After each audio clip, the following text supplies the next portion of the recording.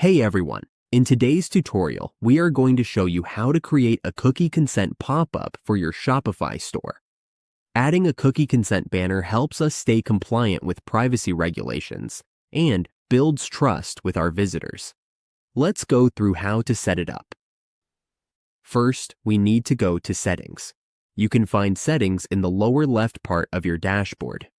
Once you see it, simply click it. Once we are in Settings, click on Customer Privacy. Here, you will see the cookie banner option. Go ahead and click it. Now we can see the cookie consent setup. We can customize it here. Go to Preferences to make changes. Here, we can adjust the colors and the position of the banner, such as mid, center, or bottom. To change the position, just choose it here. We can also decide whether to show the banner on the checkout page.